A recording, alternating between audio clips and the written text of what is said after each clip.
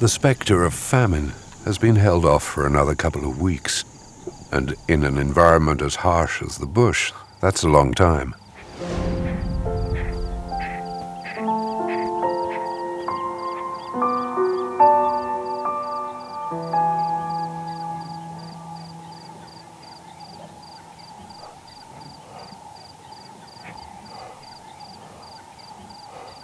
The vultures are circling, but they'll have a long wait.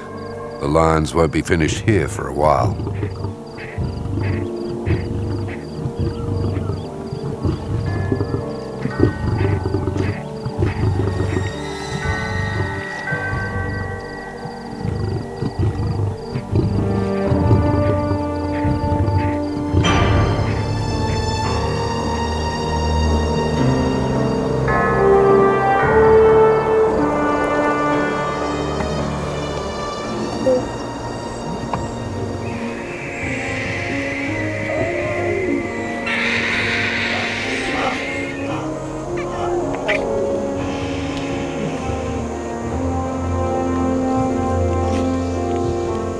The smell of blood travels far on the savannah.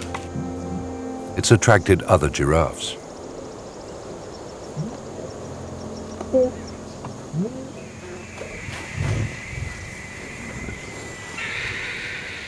It's also attracted the buffalo.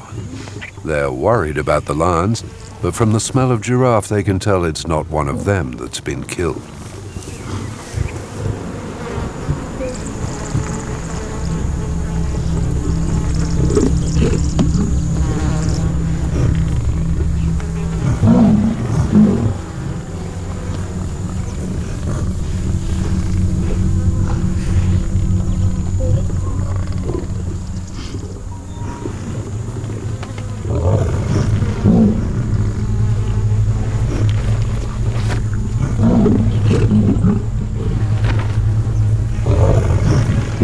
This young bull's just trying to scare them with his charge.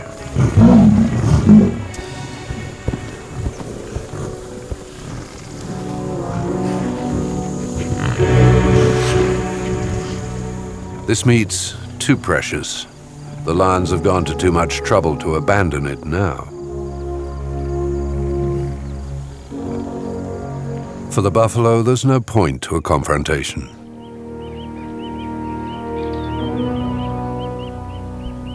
A few days later, the pride gets home to the river.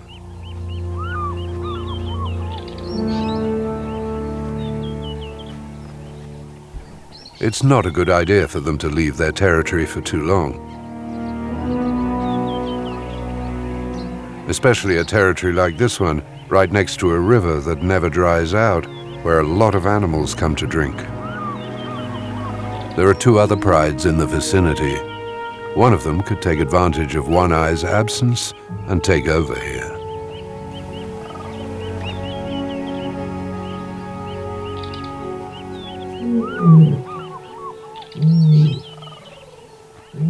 On the African savanna, both the power and the survival of a pride of lions depend on a fragile balance with its surroundings, one that every day is under threat. A severe drought, or one that goes on too long. Too much prey that gets away, or unsuccessful hunts, and famine will strike.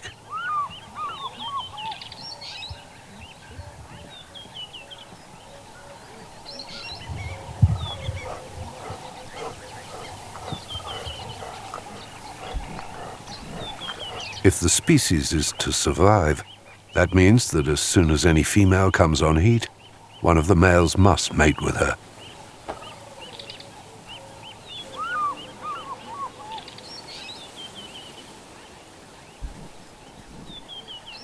In mating, as in hunting, it's the female who takes the initiative.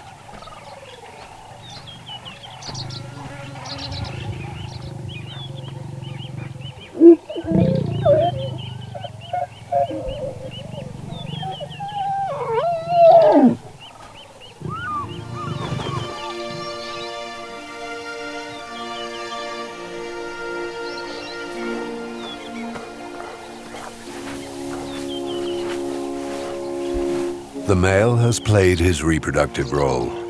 By scratching at the ground, he marks out the borders that the other lions mustn't cross if they don't want to incur his wrath.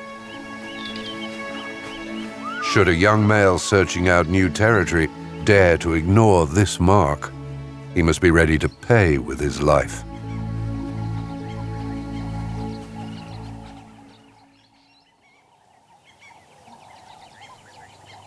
The pregnant lioness has retreated to a thicket away from the pride to give birth.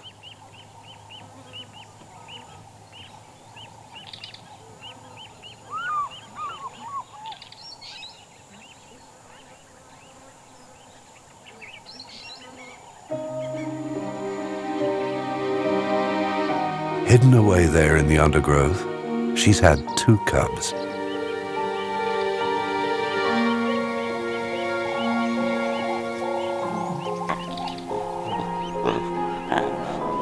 For now, they're just 2 blind and cuddly little beings that each weigh less than a kilo.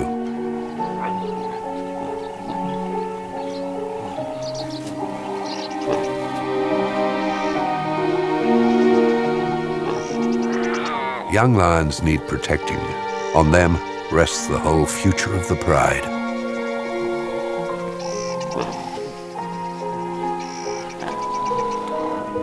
Sometimes the mother will go off to hunt, leaving the little ones to their own devices. If a hyena came along, or a leopard, a python, even another lion, it would kill them.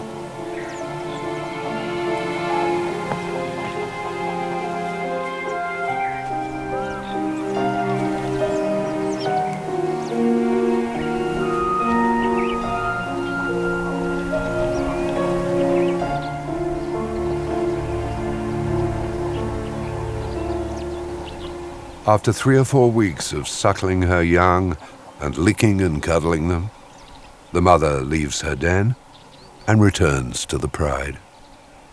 One Eye is the first to spot her.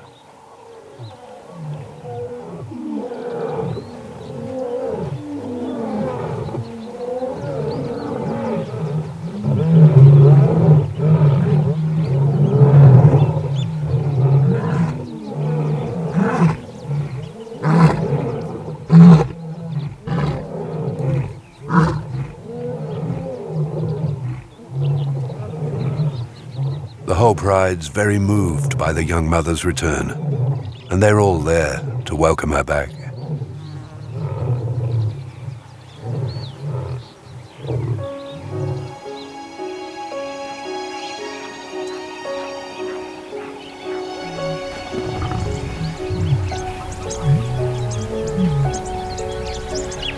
Lions are social animals with very strong bonds that tie them to each other.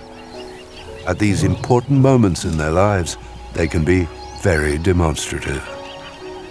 The mother will bring her cubs in a little while, and they'll be able to suckle from all the females.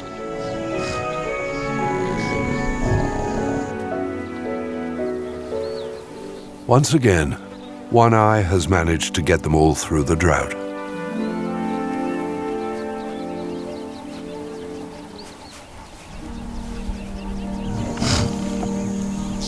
The pride hasn't lost a single member. It's as powerful as ever, its reign over the Ruaha River now even stronger.